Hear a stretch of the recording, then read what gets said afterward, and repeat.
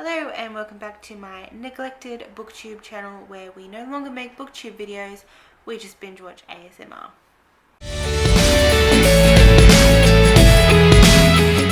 So we're going to ignore the fact that I am a complete and utter mess and haven't made a video in over a year, so whatever. We're just going to focus on what this video is about, which is the books that I loved but don't actually own. So these are books that I've read either through an ebook or audiobook and I don't have a physical copy of them.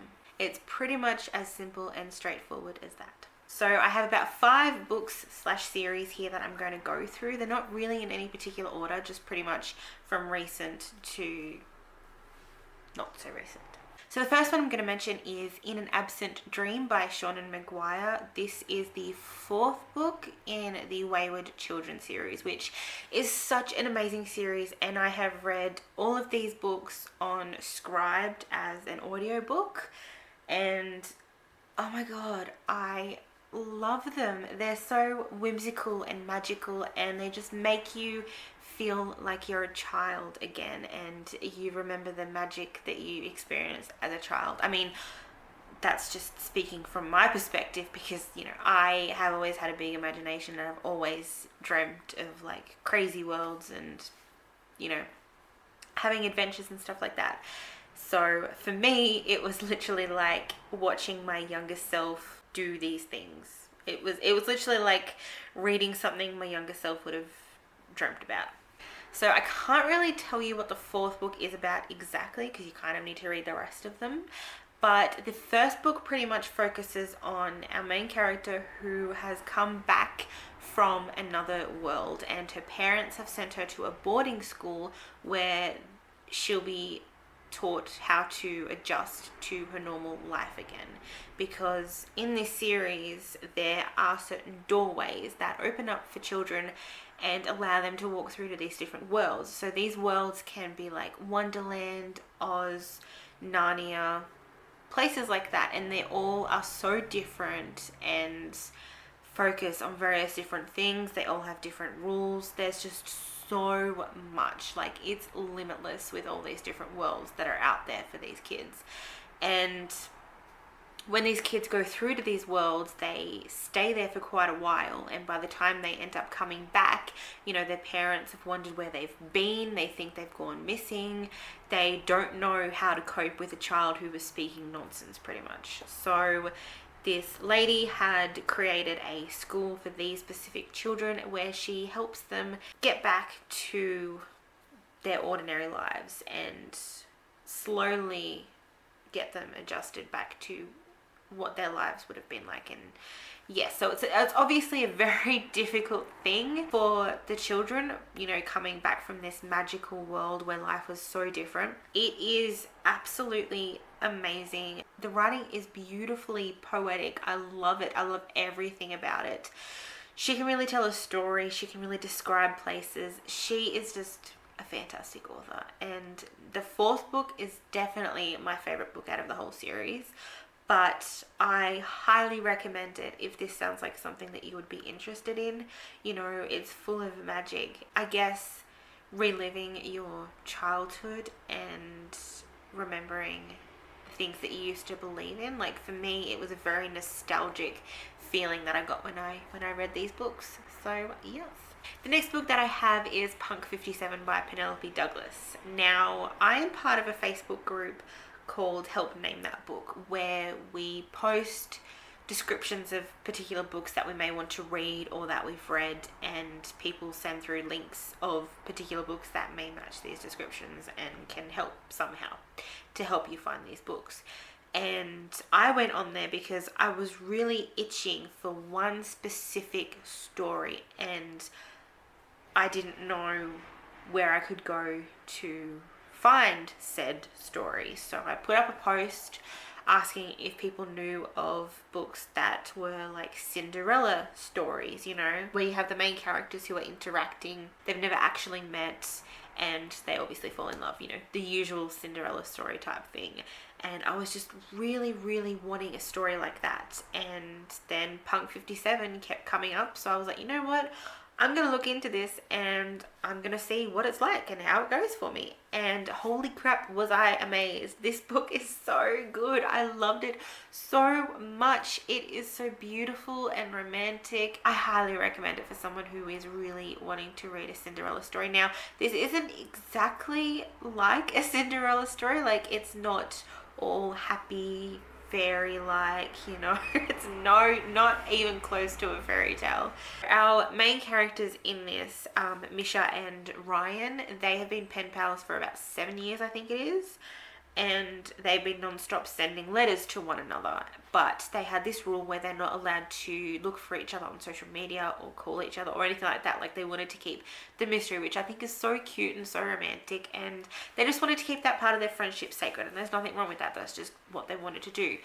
But later on down the track, Ryan has been trying to contact Misha and failing because he hasn't sent her any letters for a few months. You know, he's just pretty much fallen off the face of the earth, and she has no idea what to do, where to find him.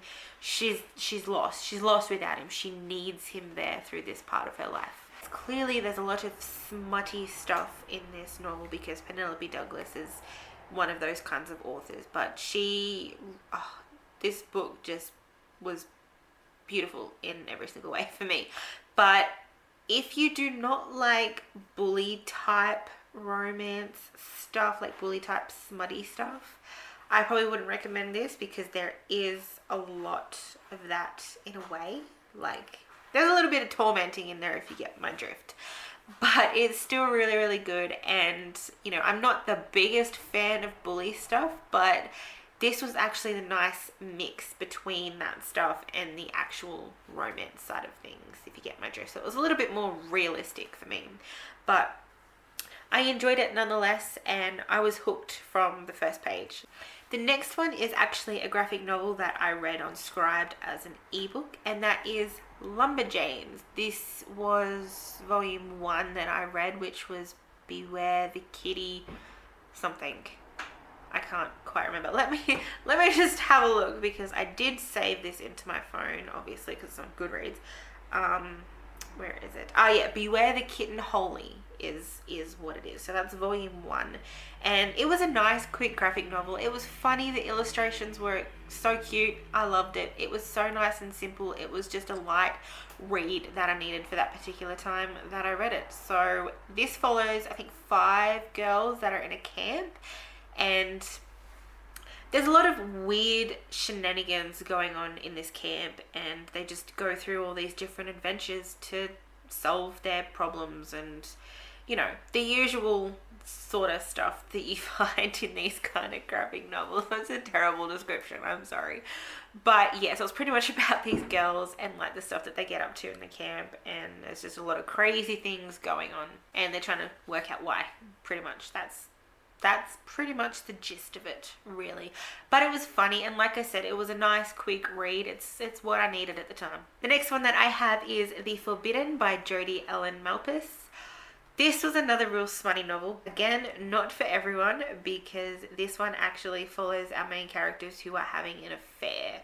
So the guy is married to a woman he is really not happy with. He was pretty much thrown into this marriage. Like, he's just not happy. He's absolutely miserable, and it's a bit difficult to try and get out of it because of all the issues with her. Anyway, so you sort of got to find that out as you read it. But yes, so he ends up getting in an affair with our other main character, and there's a lot of problems that arise, obviously, but there's a lot of love and romance, and it's really beautifully told. Like, it's not your usual kind of affair romance, because I know that a lot of people don't like the cheating stuff, but this is actually really, really well done. So yes, obviously, again, not for everyone because of the cheating aspect, but if I read books like this, I usually just think, look, this isn't a relationship advice book. Like, it's just fiction. Who cares? It's just entertainment. That's how I see it. So yes, it's actually really beautifully told, and I thoroughly enjoyed this one. And the last one that I have is another series, which is To All the Boys I Loved Before by Jenny Han.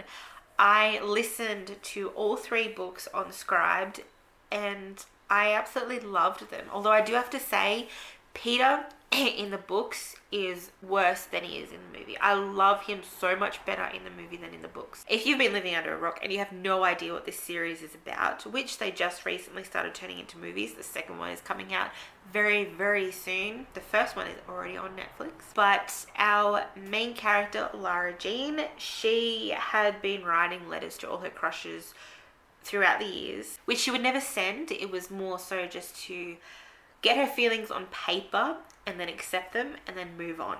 And then she kept them hidden away, and that was it, until her sister ends up sending them, and lo and behold, all her crushes receive these letters, especially her next door neighbor, who is also her older sister's boyfriend. So with this complication, she wants to prove to him that no, she doesn't have a crush on him. There's no way that she likes her sister's boyfriend. So one of the other guys, her other crushes, gets a letter, and they pretend to be in a relationship, which of course, as you can see, is going to actually be one of those scenarios where it's like, yep, pretend relationship to actual relationship. It's one of those kind of romances, but it's so much fun and I love it. It's so cute. It's so enjoyable. Hey Truck, how you doing? I really enjoyed all 3 books, and yeah, I highly recommend reading them if you're looking for a nice, fun contemporary. Well, that are all the books that I wanted to mention in this video, and even though I don't own them currently, I do plan on owning physical copies at some stage. I have been slowly adding them to my wish list now and then, just so I know that they're the ones that I actually want. But these are probably my most favorite ones out of all the ones that I've read that I don't own. And yeah, I really hope to get the physical copies later on down the track. We'll see how I go. I just want to add them to my collection because they were such good reads. They really, really were. Although the annoying thing is, Punk 57 is like $30. It's crazy. But you know, I love it enough to actually spend that much on it. So we will see how I go. But thanks for watching, guys, and let's hope that I actually make more videos in the future. We will see. We will see. But yes. Thanks for watching if you made it this far and you can understand my rambling. But I will talk to you guys next time.